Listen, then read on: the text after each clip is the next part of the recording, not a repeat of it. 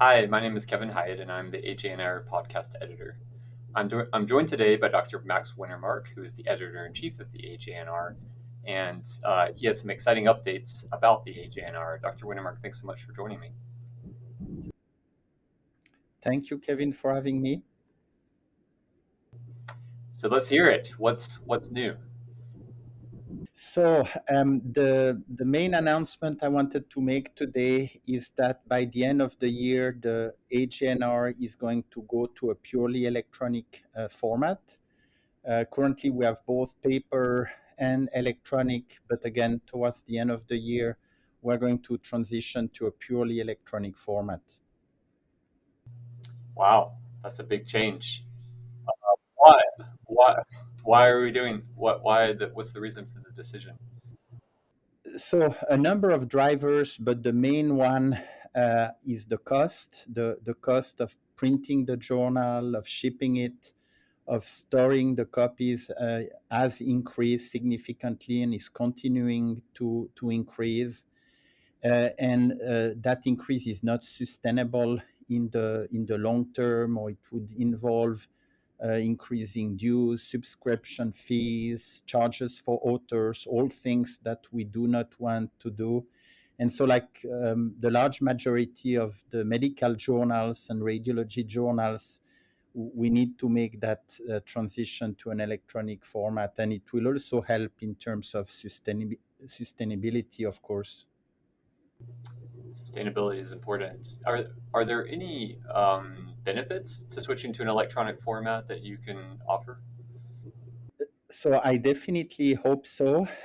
We have been investigating new features, and we have some ideas, but we would like to hear from our readers. And if they have other great ideas, we definitely want to investigate them and see if we can incorporate them. The ones that we have thought and that we're working on so far are multiple folds. One of them that I really like is the ability to personalize the content of your own page. Right now, we have a fixed table of content, and depending on your interest, brain, neck, spine, pediatric, well, you're always going to find that there are not enough articles of the type you like and too many articles of the other types.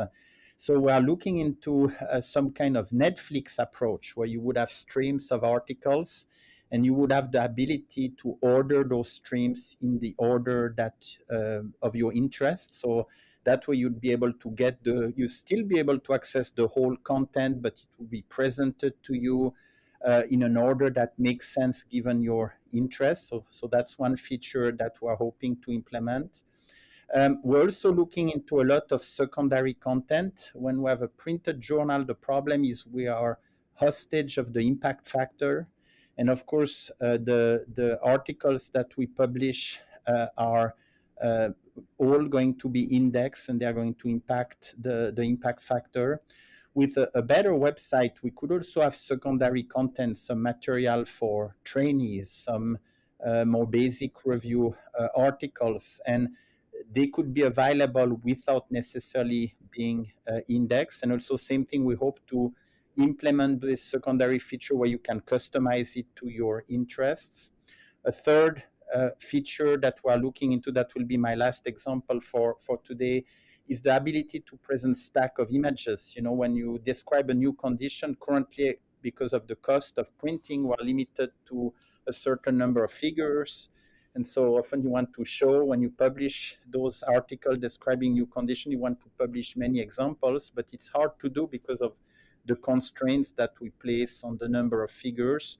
Well, we hope that with the new electronic website, we'll be able to have stacks of figures that readers can scroll through. So just a few nuggets of those new features that we hope to be able to implement, and that hopefully will add a lot of value compared to the current paper copy of the journal. Very interesting. I particularly like the idea of scrollable images. That would be a nice addition to the journal. I'm sure that there will be people out there who have been collecting the journal their whole lives and have been very very attached to having a paper copy of this. And may not be particularly happy with the switch to an electronic format. Are there any forums or mechanisms by which people can discuss this or provide feedback? So the first thing I want to say is I'm one of them. I'm one of those collectors of the printed copy of the journal. I've all the copies since I started subscribing to the JNR, and I've kept them very preciously. So I can definitely relate to those readers who do the same as I do. We need to move forward. We're kind of forced to do it because, again, of financial considerations. But of course, we want to make that transition as smooth as possible. We are going to start informing our readers, our authors, our reviewers through our journal, through our website, through social media. We'll also be available during the ASNR meeting at the AJNR booth for any comments, questions. And there'll also be a series of Zoom sessions where I would welcome any feedback and also any ideas and suggestion in terms of what we could do. And again, any great suggestion that is made, we look very carefully into it. And if we can implement it, we will do.